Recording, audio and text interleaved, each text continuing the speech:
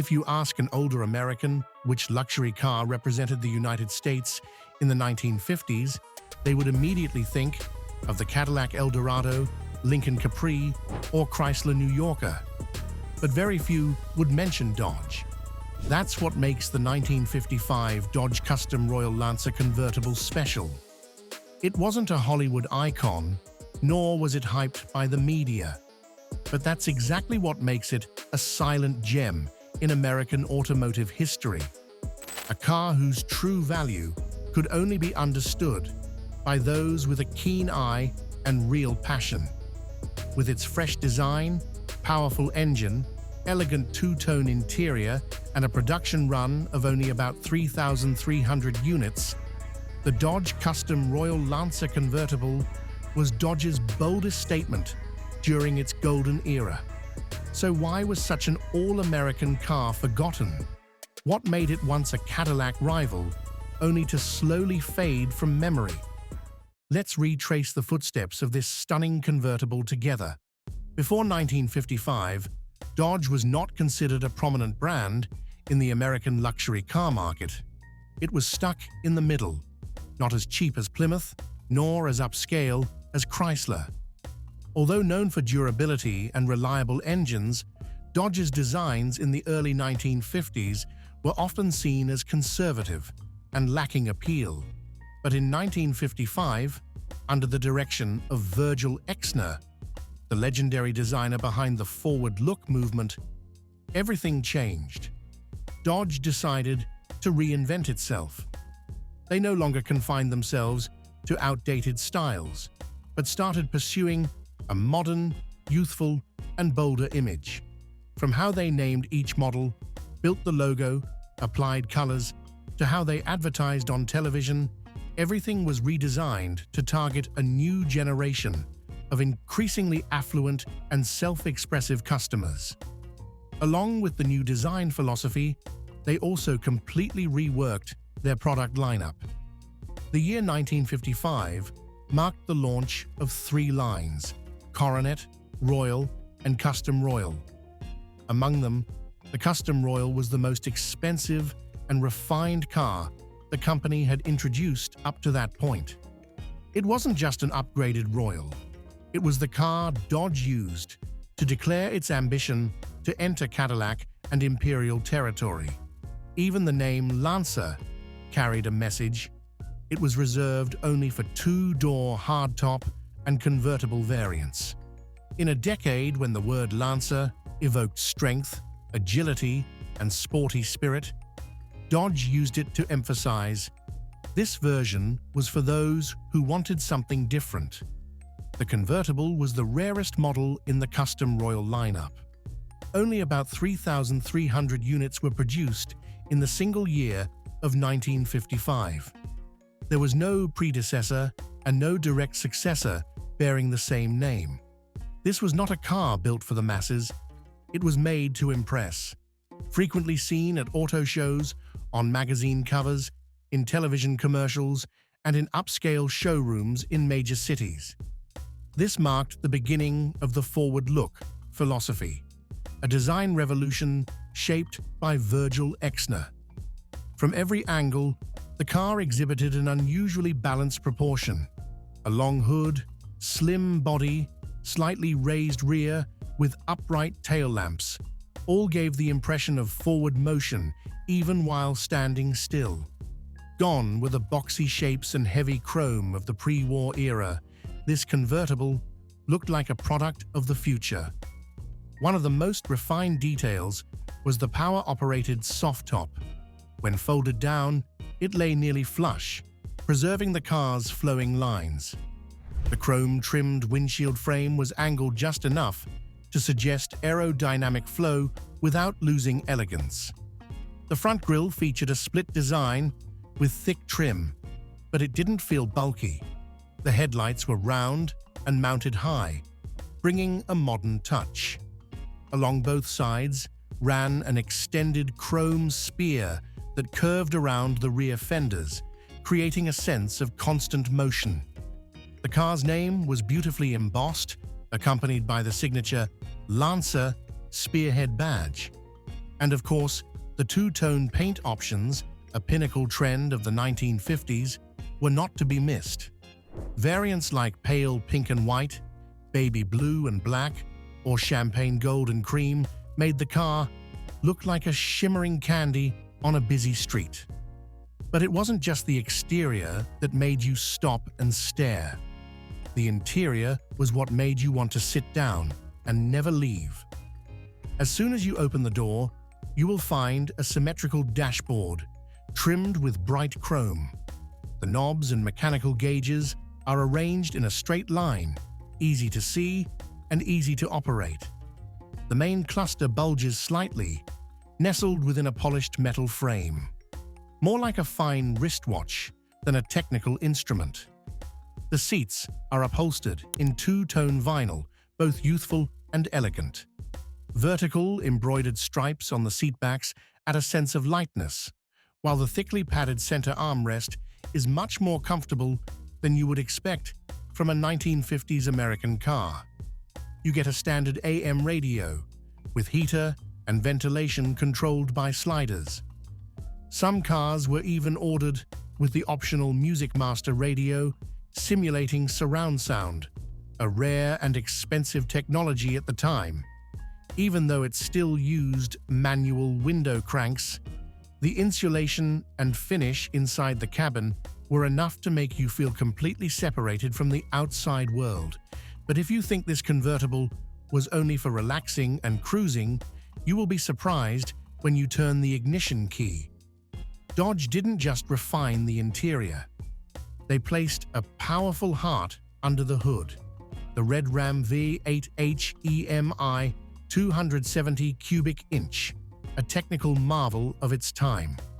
This was Dodge's first HEMI offered in a civilian car, and it was no coincidence that it was chosen for the company's most expensive model of 1955.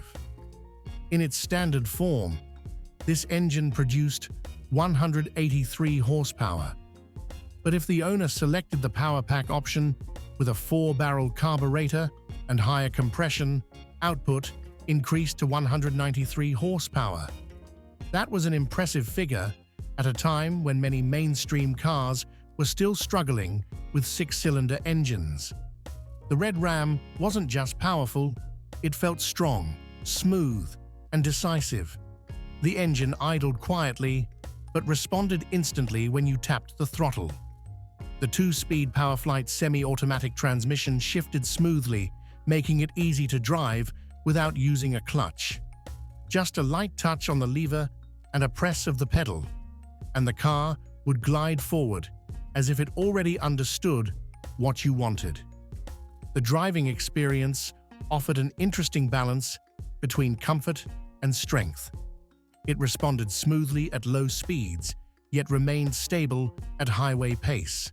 The hydraulic power steering was light enough to maneuver with one hand in the city, but not too loose to lose connection. Over rough roads or speed bumps, the independent front suspension and rear leaf spring axle still handled well. You didn't get the floating feel of a Cadillac of the time, but neither did you get the bounce of a basic Plymouth. It was its own character, balanced between sportiness and comfort. Drum brakes on all 4 wheels, with power assist, when modulated correctly, gave you full confidence to stop smoothly. That made every press of the brake, every turn of the wheel, feel purposeful. Nothing was hidden. Every response was transmitted back to you honestly, as if the car was having a conversation with its driver. And perhaps it was that honest driving feel that made Dodge believe this car could compete head-to-head with much bigger names in the same segment. Competitors were plentiful. Ford had the Crown Victoria, Chevrolet had the Bel Air, Buick had the Roadmaster, and Cadillac still towered at the top with the Series 62. But instead of taking the safe route, Dodge decided to create its own identity.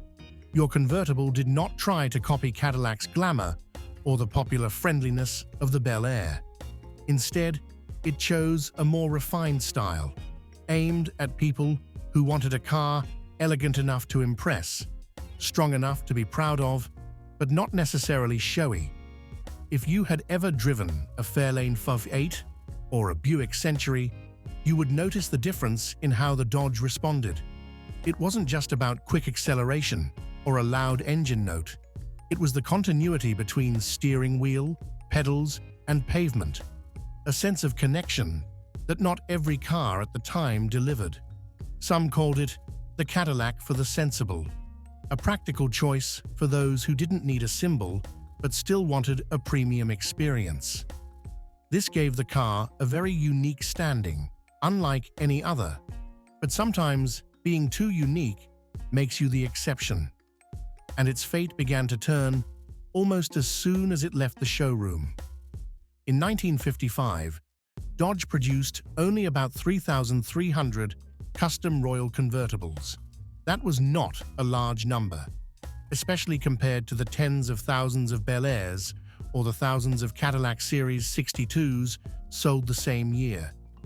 It wasn't chosen as an icon in movies, nor was it a popular model on television programs of the era. It appeared quietly, and just as quietly disappeared from the public's memory. Part of the reason lay in Dodge's brand image itself. Even though this car carried a HEMI, had a refined interior, and sharp styling, in the eyes of American buyers, at the time Dodge was still the brand in the middle, not as cheap as Plymouth, not as prestigious as Chrysler or Cadillac. People saw the car, admired it, but chose a more familiar name instead. In addition, the Custom Royal line only lasted a few years before being replaced, leaving it no time to build a lasting identity. And when American car design entered the wild tailfin era, this model quickly became outdated after just one selling season. Because of all these reasons, today, if you are lucky enough to spot one still running, it is nearly a treasure on four wheels. Only a few 1955 Dodge convertibles survive in original or properly restored condition. And the rarer it is, the higher the value climbs. At prestigious classic car auctions like Mecum or Barrett-Jackson, a carefully restored Custom Royal Convertible can reach from $80,000 to over $120,000, depending on paint, originality, and rare factory options. Cars that still retain their original interiors, especially with the Music Master radio or unique two-tone paint, always attract strong attention from collectors. What's special is that unlike many other classic cars, the Dodge collector community often tends to keep and preserve the cars within personal circles or small clubs. They are not loud on social media, but they cherish and care for the cars like family members. Many still roll regularly at Midwest gatherings or multi-state tours of classic car enthusiasts. Not everyone understands the value of this convertible, but for those who have gripped the wheel, who have heard the gentle HEMI rumble on the American countryside, they will never forget. Because this is more than just a car. It is a memory, a moment that has passed, but never truly disappeared. In the world of classic cars, some names are always in the spotlight, but others live quietly, not because they lack value, but because they never asked to be loud. The 1955 Dodge convertible is one of those names. It didn't need to be the fastest, the most expensive, or the most famous. What made it special was a rare balance of design, driving feel, and personality. A car born in a time when America was changing, and then forgotten when times changed too fast. What do you think about this car? If you saw one in real life, would you walk past it, or stop for a moment to admire it once more? Share your thoughts below, and don't forget to subscribe for more forgotten stories from the world of classic cars.